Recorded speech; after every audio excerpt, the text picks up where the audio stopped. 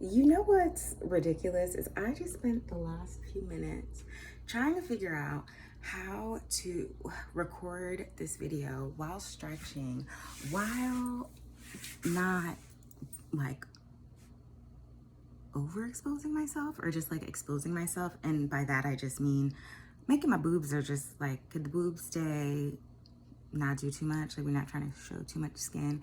And then I realized y'all better get over yourselves. But really, I'm gonna get over y'all not getting over yourselves. Whatever. It's a body, y'all. This is what bodies do. They move. They get stretch marks, which low-key are amazing. Because you know what that says to me? That says, dang, you did something so amazing. And now I'm gonna reward you with a scar, because our scars nothing but proof positive that you endured something. Is just a physical manifestation of that thing, right? And so, por ejemplo, if you're pregnant, like, your body did a really amazing, beautiful thing. And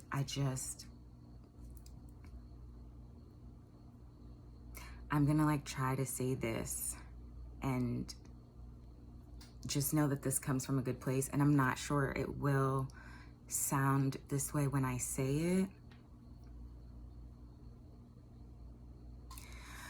but for the people who have been pregnant and desperately, or just, okay, I'm gonna try this again, and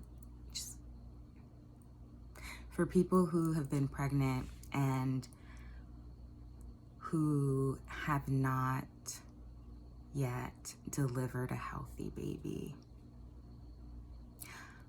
I just want to let you know that your body is still really amazing. Even if, and I can only imagine how hard that is to see, or not to see, but to believe, when your body did not do the thing that we are taught as women, as people who identify as women, that this is the thing that our bodies were created to do. If I could at all absolve you, I really wish that I could, because our bodies were meant to do so many wonderful, amazing, spectacular things. And although your body may not have done it yet or at all, the reality is your body is absolutely beautiful and wonderful and magical, even though it did not do the thing.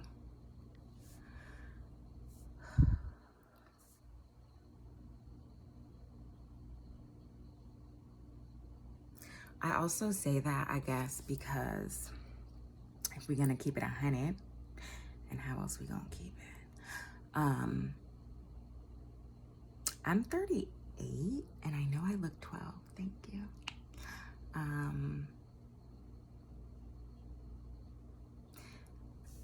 But as someone who really wants to have children, but have not met someone with whom I would like to partner, or who is deserving of my partnership, whatever, same coin, different sides, don't care. I feel the same sense of urgency that you feel. And by no means is this the oppression Olympics. But I just am saying that in a hope of helping you understand that I know what it is to be a woman, and we have been told since always that your body was made to do one thing.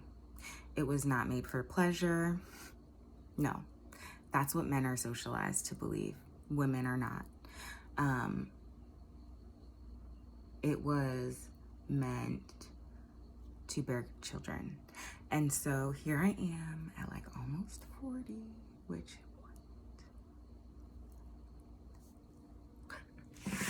and I don't have kids yet. And, you know, I've had to have a whole heap of conversations with myself about this, because what if I don't? I know, like, it's the thing. Like, what if I don't? And being forced to face that reality is like big scary. Now, I'm gonna just go on ahead and say this right now. My therapist would be like, Jovel, we know the scary is saying scary. Like, what do you mean? That's like a secondary thing. Give me another word. Okay, girl, dang. It'd be scary though. Right? Like, what if that's not my purpose? Like, what if I have another purpose outside of that? Does that make me less of a woman? Absolutely the hell not. It makes me more, I guess it makes me more aligned with my purpose, but only if I like fully step into it and greet it and welcome it and embrace it. It makes me more purposeful, more impactful.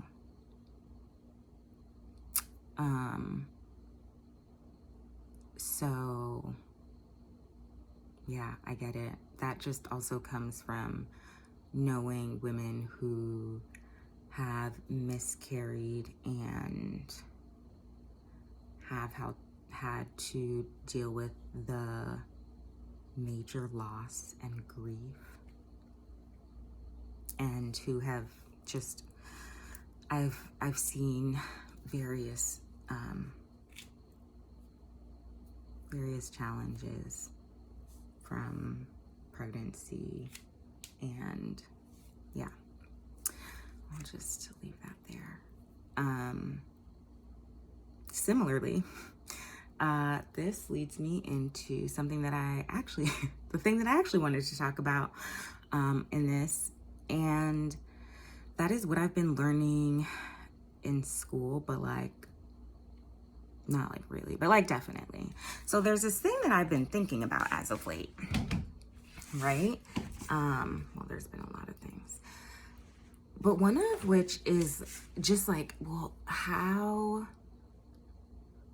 oh my God, I can't wait to get back to my chiropractor. Sorry. It's, okay, so we've been learning in my psych mental health nursing class about grief, the difference between grief and depression. So grief is a loss, and that can mean bereavement, because we're grieving the loss of a loved one, be it a person or a pet or even a thing, a relationship.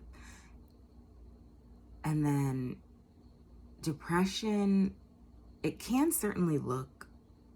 does look like grief, but the difference between the two is, with depression, there is lack of enjoyment. The things that you used to enjoy, you no longer enjoy.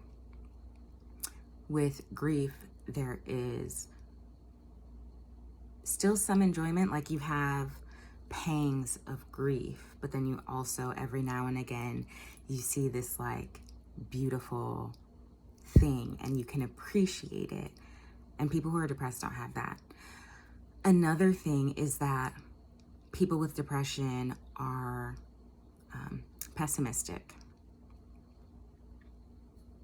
Like, there's just an underlying pessimism, whereas that is not true with grief. because you're tying whatever your grief is to a very particular loss. In depression, it's unrelated to any particular loss. It's just like a generalized loss of some sort. And so, you know, one of the things that I have really been thinking about is because I know that I'm like a really positive person, and, you know, sometimes I get on my own nerves. Is that like, raise your hand here if you ever get on your own nerves?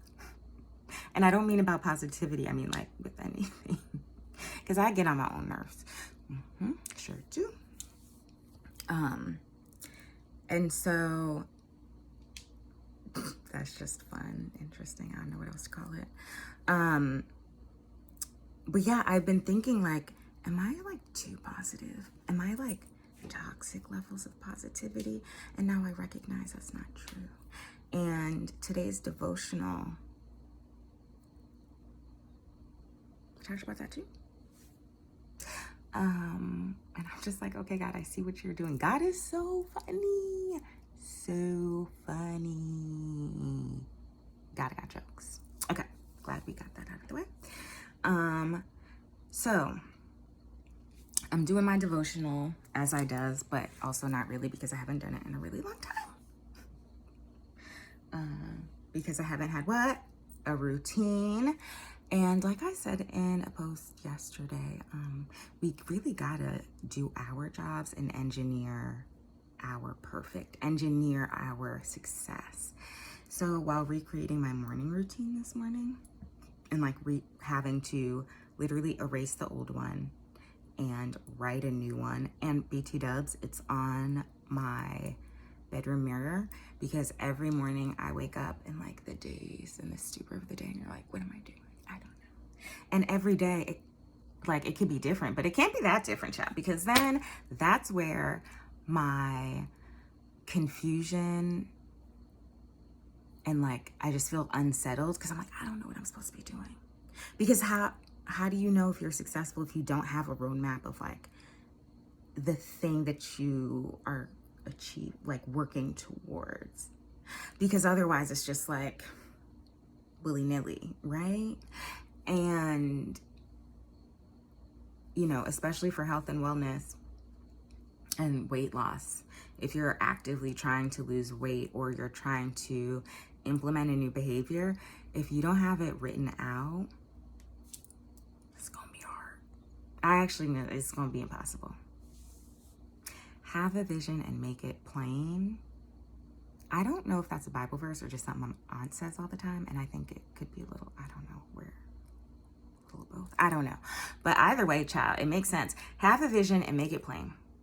That means sit down, be still, and write it out. Okay, and I promise I'm gonna go back to what I was talking about, because today's devotional, are you ready? Wait quietly in my presence while my thoughts form silently in the depths of your being. The depths, y'all, the depths. You know how deep the depths are? I tickle myself. But do you? Like, it be real deep, y'all. Real deep. Do not try to rush this process, because hurry keeps your heart earthbound. So that had hit me real hard. Because the last couple of days I've been like hurrying. But then it's like, where am I hurrying to go to? And by days, I actually mean weeks. Like, where am I hurrying to? I literally don't know. I do not know. Because I have not taken the time that I needed to sit down somewhere and make it plain. Have a vision and make it plain. But like in silence, okay? In quiet, in peace. Like, that's the thing that I need to do to engineer my success. Like, that's what I need to do for myself. That is what I will do. And so, you know, the devotional that I use, it's Jesus Calling. I love it. I have written a lot in this devotional in 2020.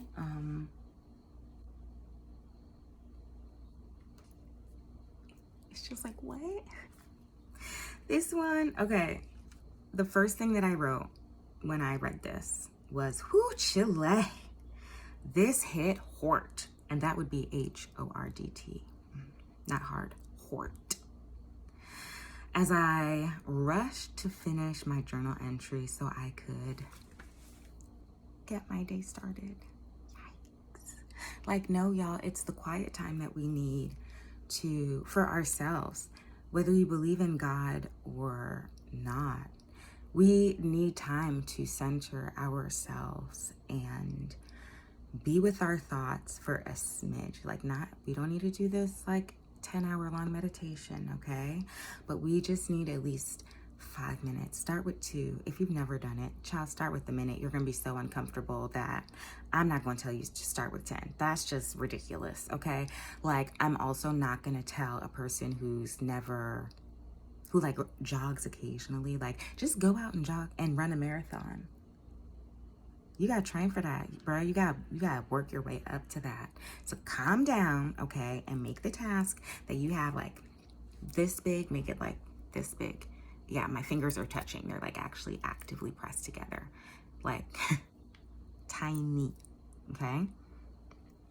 And so, yeah, grief, loss, depression. Jobao, how did we get here? Thank you for asking.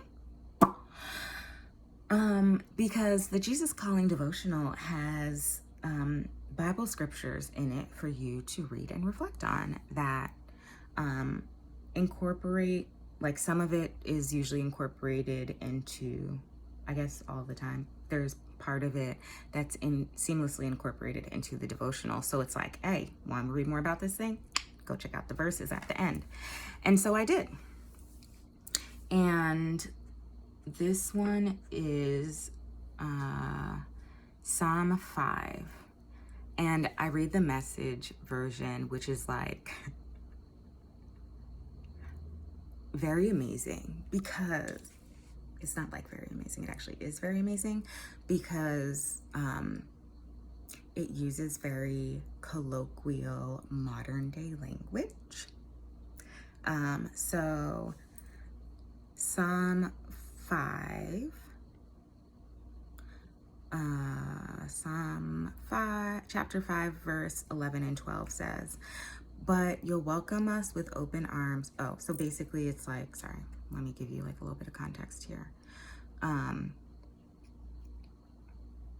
So this psalmist is like crying out to God, and it's just like, you're so awesome.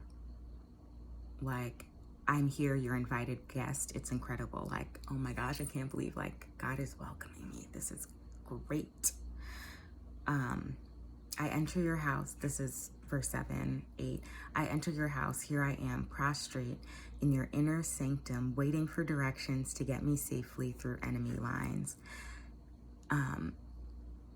Okay, well now I might as well just read it from here.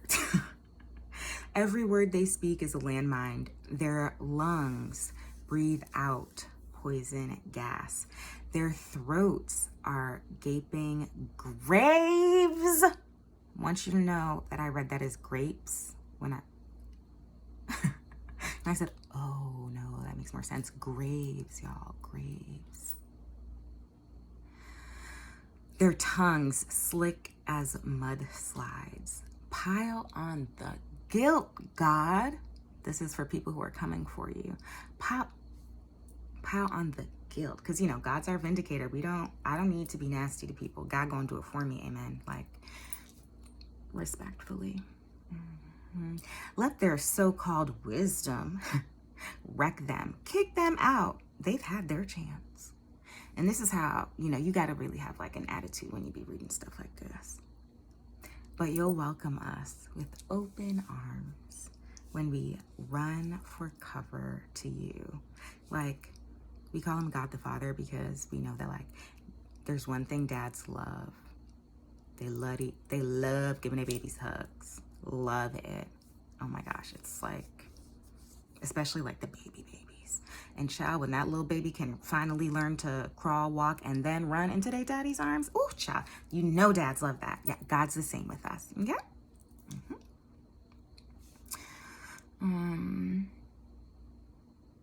Let the party last all night. And Like, can the worship not last all night? The worship, the praise, the party, like being in God's presence. Stand guard over our celebration. Like, even while I'm here in this space, protect me. Okay, now here's the kicker. You are famous, God, for welcoming God seekers, for decking us out in what? Delight. Delight. You're famous, God, for welcoming God seekers, for decking us out in delight. So all this time, people be like, Joval, you too positive. Joval, you doing the most. Well, if it's too much for you, just say so. Okay? That's it. That's all you gotta do. If I am ever too much for anyone, just say so. And make me go mind my business. Like, is that so hard, guys? I'm so ridiculous. Any musicals, the point here is people have told me, like, girl, you're too positive, turn it down a notch. And you know what? The thing is, I love boundaries. Love a boundary. So, I've even told people, like, yeah, if you need me to do more or less of something, then just say so. But do not expect that I can do more or less of something to keep you comfortable and safe if you don't tell me what the thing is. Like, we need to actually, like, articulate what we need or want. But if you don't tell me, or likewise, if I don't tell you, I can't be mad at you when I didn't tell you what I needed. I'm just gonna think you gonna know, like, use a whole mind reader. Bruh, if you're a mind reader, if you can actually read people's minds, we need to work out some sort of business happenings, because we could stand to make a lot of money off of that. But the last I checked, nobody was, like, actually a mind reader. So, yeah. So this whole God decking us out in delight is, like, so wonderful, because that confirms for me that, oh no, God really does want us to be, like, positive.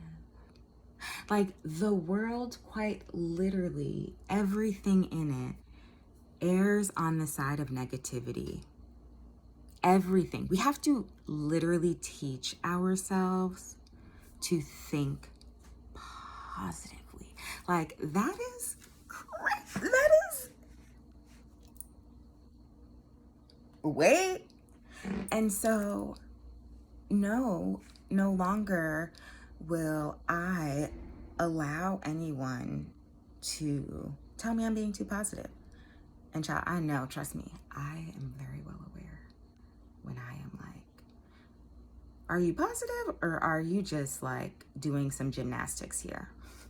Because I do both. The second one is low-key called cognitive distortion, but, like, negative, when you do it in, like, a bad way. But, like, sometimes you can distort things so much that you're just like, what is this even supposed to be? This don't make no sense.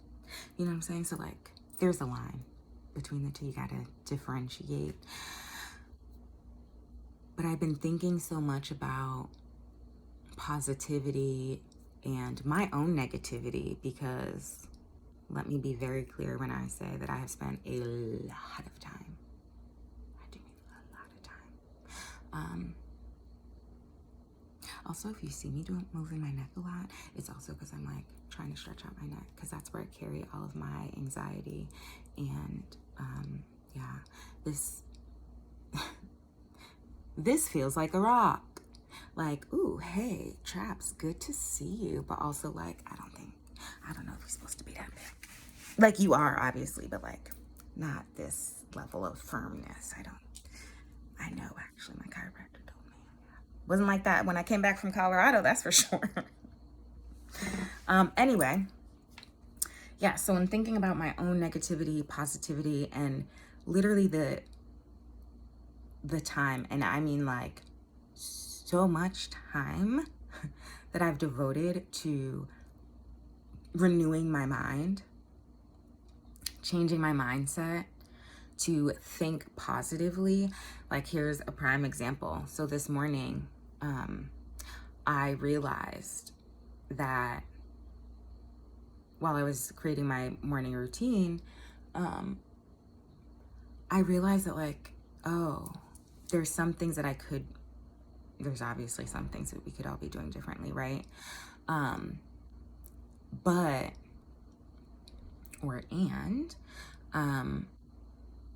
The things that I really don't like doing, I need to do first thing in the morning. Like, okay, por ejemplo, y'all gonna be bilingual by the time I'm done. Por ejemplo, for example, I already used it and I just feel like you knew what it was, but I feel like the teacher and me had to be explicit about it, okay? So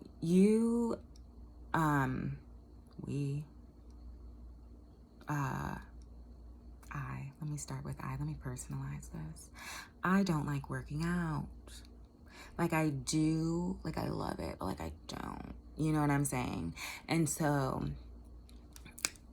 over the last few years of working out, because it's been 4.5 years I've been in it consistently, like, it's a whole lifestyle. It's not a thing that I do. It's like, now at this point, it's literally who I am. Well, I had started working out at the end of the day. But the problem was, child, I had all day to change my mind and to talk myself out of it. And I did. I sure did. I did it a lot. I did it so much, in fact, that I was like, okay, this no bueno. Because then I'm just missing too much, and this is not what I signed. I signed up to make my life what? Sustainable. Jazzy. Sustainable. And so that's why now I have to work out in the morning. Because I will not allow myself the opportunity to talk myself out of it. So there are other things that I don't like doing. Surprise. And so, but here's the thing, even when I was working out at night, and even when I missed one, let's say my goal was 3 evening workouts a week. Okay, I'm gonna move, and I also promise the next recording I do, I'm gonna set up my stand so that the video's not like shaky, because I've been holding the camera for like a really long time, and I see now how like that's ideal for, probably no one. Sorry about that. Yeah, so the thing is, even when I said, all right, I'm gonna work out 3 evenings a week, but even if I only did 2, I have a choice to make, right? My arms are the path, and my wrists are, whatever. My arms are the path, and my wrists are the fork in the road. There we go, the fork in the road. I have a decision to make. Do I choose this hand, which says, oh girl, you did terrible this week because you only worked out once, okay? Or do I choose this one that's like, oh my God, girlfriend, you only worked out once, but you know what? You worked out. Congratulations. Positivity. That's what that looks like. Instead of beating yourself up at every opportunity, because everyone could win the award. Not everyone, that's actually not true. The overwhelming majority of people would win the award for, and not just any award, gold medals for everybody for worst critique of self, harshest critique of self. And I just needed to do a little spinal twist while I'm on the ground. Sorry about that. So while we have the opportunity to either encourage ourselves? Because that's ultimately what it comes down to. Are you going to encourage yourself and say, all right, okay, set the goal at 3 evening workouts a week, but you know what? I did 1 this week, and that's good. Okay, that's good. We love a goal. Love to see that. That's a really awesome start. But what we also love is acknowledging that the growth has happened. That's a thing that most people are missing. You got to acknowledge when you see growth. So like, at some point you were working out 0 evenings a week. Now you said, this is such a priority. I'm prioritizing this thing. Now I get to work out 3 evenings a week, and I made 1. This week I got 1. Next week it's a new week, and I don't even need to wait till maybe today's Sunday. So like this new week, okay? In the new week, the goal resets itself. We're counting from 0. We're not trying to make up the 2 from last week and add that to the 3 from this week. Because when we have that mentality, when we do not clean the slate for ourselves, that's like really not a good look. Because that's how we get into the mindset of like, oh, well, I just don't need, I can't. At some point, you literally will never be able to catch up. Because then, let's say in week 1, you only did 1 workout. Let's say in week 2, so that means in week 1, you have 2 workouts that you need to do. 2 that you missed out of the 3, right? I really hope this makes sense. I think it does. In week 2, you did 2 workouts. Okay, well, you still missed 1. In week 3, you did no workouts. Now you got to make up all 3. Now I got to use my hand. Now you got 6 workouts to do. Well, if you went from 0 workouts and your goal is 3, and in week 3, you now have 6 workouts to do you think it's reasonable to basically go from 0 to 6? Or do you just wipe the slate clean and say, okay, girl, we're going to try this again. We're going to start again. And it's okay. Last week happened, but you know what? Last week is over. We don't live in last week. We live in this week. We live in present tense. Ooh, yeah, that was good. That's the positivity that I'm talking about. That's the renewing your mind. That's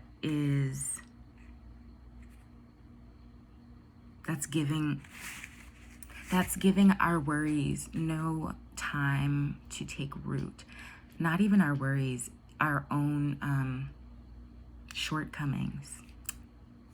It's because now what that tells me is like, it's giving myself grace.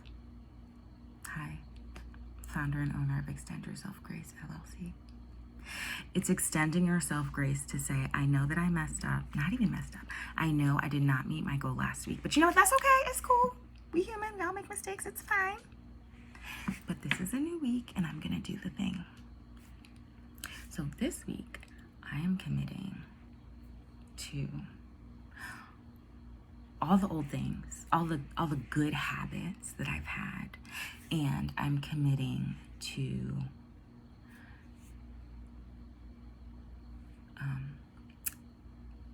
enjoying the delight, enjoying the positivity, enjoying and really like reveling and celebrating in that, because as someone who was clinically depressed, like the actual definition of depression, which I went over earlier, because also I got an exam next week, and that was just like a really great way for me to review it. So thanks for letting me use y'all like that.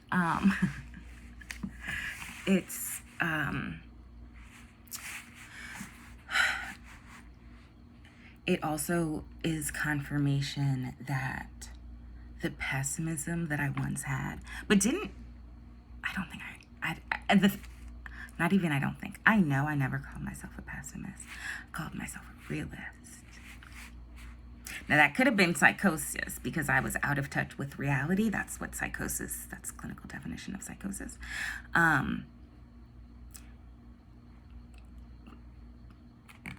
I wasn't. That's not even a funny joke. I just knew the definition and tried to make a joke of it, and I was stupid.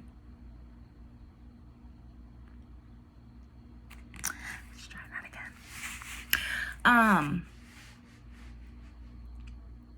The pessimism that I actually was feeling, that was the depression. Yeah. And so now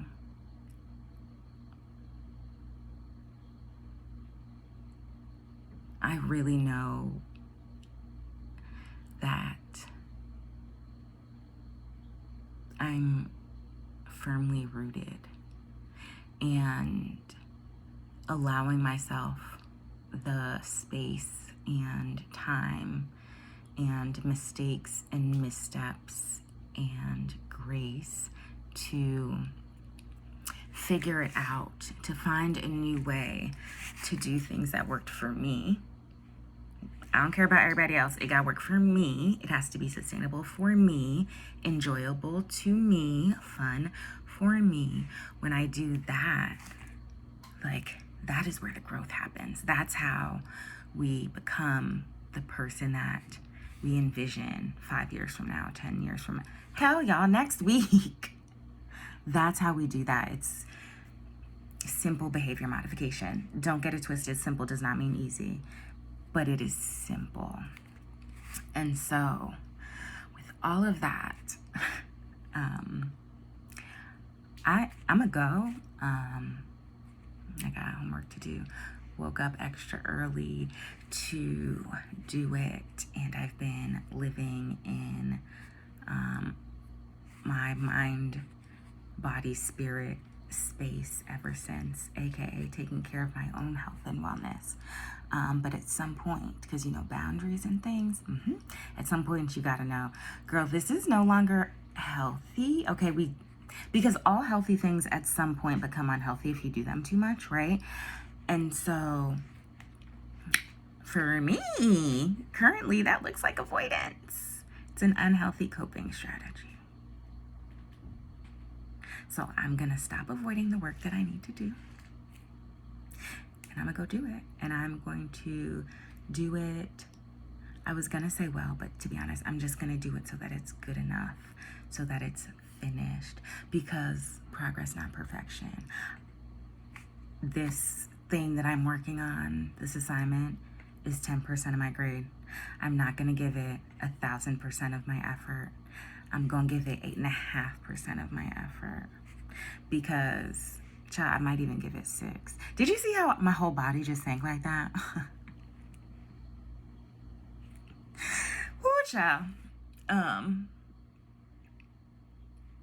Yeah, I genuinely might give it 5 or 6% of my effort.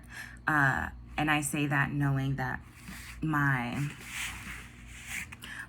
own standards are like really high. I just pointed out, I didn't even want to like put a cap on it. They big high, sometimes unrealistic. And so my 5 or 6% is someone else's really high percentage. And that's like actually a bad. Because when I've been unprepared, when I feel unprepared in doing something, like last week, I taught about type 2 diabetes. I felt grossly unprepared. Grossly unprepared.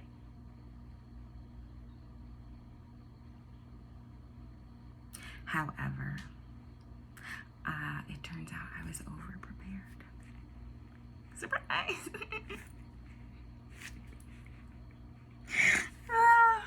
Like I was so over-prepared. This is how I know that I was also operating in my gift, because